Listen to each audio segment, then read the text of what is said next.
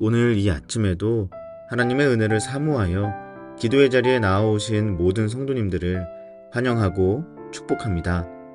이 아침 우리에게 주신 하나님의 말씀은 신약성경 로마서 11장 13절에서 24절까지의 말씀입니다. 내가 이방인인 너희에게 말하노라. 내가 이방인의 사도인 만큼 내 직분을 영광스럽게 여기노니 이는 혹 내 고륙을 아무쪼록 시기하게 하여 그들 중에서 얼마를 구원하려 함이라.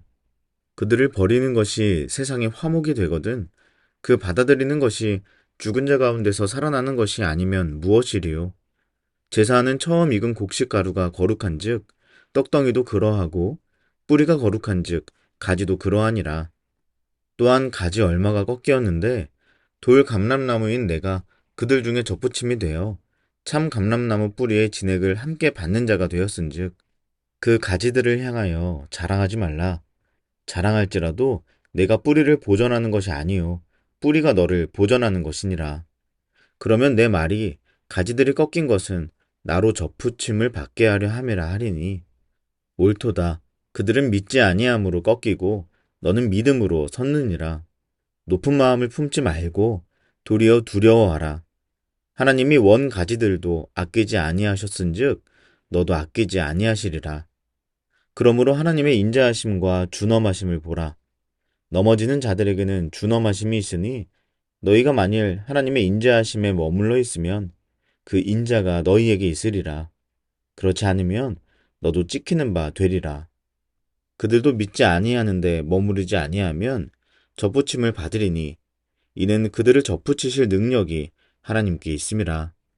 내가 원 돌 감람나무에서 찍힘을 받고 본성을 거슬러 좋은 감람나무에 접붙임을 받았으니 원 가지인 이 사람들이야 얼마나 더 자기 감람나무에 접붙이심을 받으랴. 아멘. 오늘 본문은 감람나무에 대한 비유를 통해서 유대인과 이방인 그리고 그들과 하나님과의 관계에 대해서 설명해주고 있습니다. 본문에는 참 감람나무와 돌 감람나무가 등장하는데요. 이 둘의 차이는 무엇일까요? 먼저 참 감람나무는 재배되는 나무로서 접붙이지 않은 순수한 감람나무를 말합니다. 하나님이 택하신 민족이었던 유대인들을 의미하는 이 나무는 당시 생활에 아주 주요한 나무였으며 식용으로, 기름으로, 약으로도 두루 쓰이고는 했죠. 반면에 돌 감람나무는 참 감람나무와 비슷하지만 야생에서 자라는 나무를 말합니다. 이방인을 뜻하기도 하죠.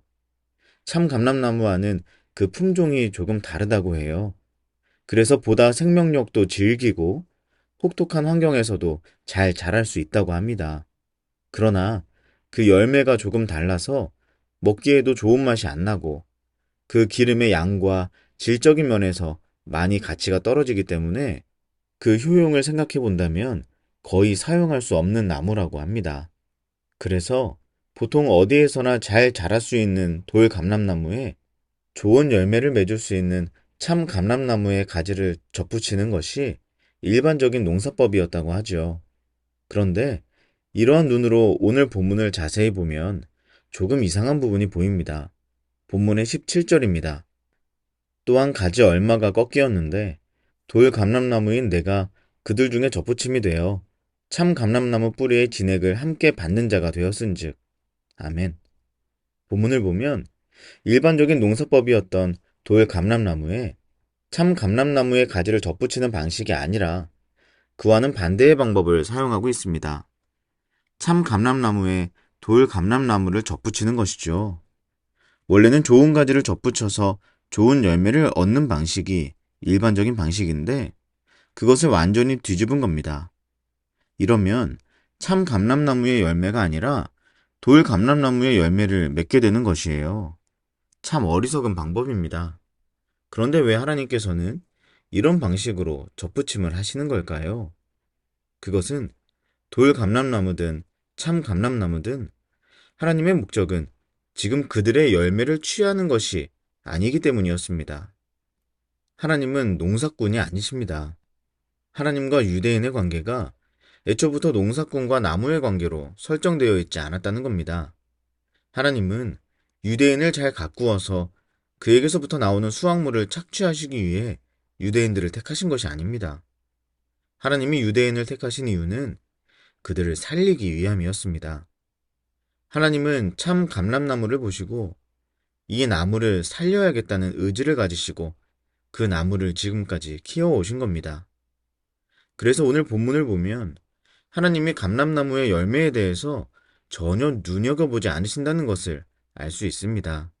왜냐하면 열매 자체가 등장하지 않기 때문입니다. 하나님의 관심은 오로지 이 나무를 보존하는 것이었습니다. 본문 18절 말씀입니다. 그 가지들을 향하여 자랑하지 말라. 자랑할지라도 내가 뿌리를 보존하는 것이 아니요 뿌리가 너를 보존하는 것이니라. 아멘. 그리고 하나님은 그것을 통해 이 백성을 거룩한 백성으로 만들어가기를 원하셨던 겁니다. 본문의 16절 말씀입니다. 제사하는 처음 익은 곡식가루가 거룩한즉 떡덩이도 그러하고 뿌리가 거룩한즉 가지도 그러하니라.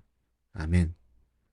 하나님께서는 죽어가는 참 감람나무를 살리시기 위해서 그 나무를 하나님께 심으셨습니다. 그래서 하나님으로부터 나오는 생명을 그 뿌리가 먹고 마시며 자신의 생명을 보존할 수 있도록 하신 것입니다. 그들에게서 나오는 것을 착취해서 그것으로 자신의 영광과 유익을 누리시기 위한 목적이 아니라 단지 유대인들의 그 존재 자체를 어여삐 여기시고 그들이 하나님 안에서 살아 존재하는 그 자체로 기뻐하시고자 그들을 선택하신 것이죠. 그리고 그들의 삶이 그것으로 인해 거룩하신 하나님 안에서 거룩하게 변화되기를 원하셨던 것입니다. 이것이 하나님과 유대인의 바른 유대 관계인 것입니다. 그리고 하나님께서는 유대인뿐만 아니라 이방인들 또한 사랑하심으로 그들로 하여금 하나님의 생명 안에서 거룩하게 살아갈 수 있도록 하시는 은혜를 베푸셨습니다. 그래서 기존의 농사법으로는 상상도 할 수 없는 방법, 매우 비상식적이고 합리적이지 않은 방법인 반전 접붙임이라는 방법을 택하시지요. 만약 하나님께서 이방인들로 하여금 그들을 갱신시키셔서 그들로부터 좋은 것들을 얻어서 하나님 자신의 영광과 유익을 위해서 사용하시고자 하는 의도로 그 이방인들을 부르신 것이라면 하나님이 굳이 참 감람나무에 돌 감람나무를 접붙이실 필요가 없었습니다. 반대로 돌 감람나무에 참 감람나무 가지를 붙이셔서 이방인들의 존재와 특성은 다 무시하시고 그저 좋은 가지에서 나오는 좋은 열매만 얻으시면 되는 것이기 때문입니다. 그러나 하나님은 이번에도 그들의 어떠함이 아니라 그들 자체를 어여삐 여기셨기 때문에 돌 감람나무를 참 감람나무에 접붙이는 방식을 택하신 것입니다. 이러면 돌 감람나무의 열매가 나오겠죠. 그 열매만 보면 참 좋을 것이 하나도 없습니다. 먹기에도 맛이 안 좋고 기름으로 쓰기에도 유용하지 않고 여러모로 손에 막심한 선택입니다. 세상 누구도 그런 선택은 하지 않을 겁니다. 그러나 하나님께서는 그 나무들의 열매를 사랑하신 것이 아니라 그 나무들을 사랑하셔서 그들이 하나님 자신에게 심기어 하나님의 생명으로 그들의 생명을 보존할 수 있도록 은혜를 베푸신 것입니다.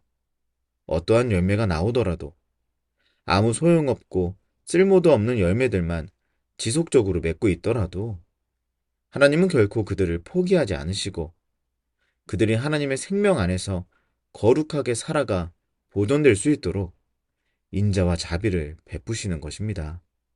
사랑하는 여러분, 하나님께서는 우리의 어떠함보다 우리 자신을 원하십니다. 우리가 하나님 안에 거하며 하나님으로부터 좋은 것들을 받아 누리고 그 모습으로 건강하게 살아갈 수 있다면 그것이 하나님께서는 가장 큰 기쁨으로 여기신다는 것입니다. 오늘 이 아침 감람나무의 열매와 기름이 탐이 나셔서 그 나무를 심으시는 것이 아니라 그 나무를 살리시기 위해, 보존하시기 위해, 거룩하게 하시기 위해 하나님 자신을 내어주신 그 사랑을 기억하는 이 시간 되시기를 간절히 축복합니다. 그렇게 오늘도 우리를 원하시고 우리를 아낌없이 사랑하시는 하나님께 나아가 하나님 안에 머물며 하나님의 것을 온전히 받아 누리며 하나님의 마음과 그의 말씀에 합당하게 살아가 거룩한 하루를 보낼 수 있는 저와 여러분 되시기를 주님의 이름으로 간절히 축복합니다. 기도하겠습니다. 나의 어떠함이 아닌 나의 존재 자체를 받아주시고 나를 살리신 하나님의 은혜에 감사하며 살아가게 하소서. 하나님께 나아가 하나님의 말씀으로 공급받아 그에 합당한 거룩한 모습으로 살아가는 내가 되게 하소서. 그리고 우리 개인의 기도 제목을 놓고 우리 가정과 다음 세대 자녀들, 사랑하는 청년들을 위해 기도해 주십시오. 우리 사김의 교회가 지금 새로운 임시거처에서 예배하고 있는데요. 이곳에서의 생활과 앞으로의 예배 장소를 위해서도 기도해 주시기 바랍니다. 그리고 마지막으로 이 나라와 민족과 열방을 위해서 한마음과 한뜻으로 기도하며 나아가겠습니다. 함께 기도하겠습니다.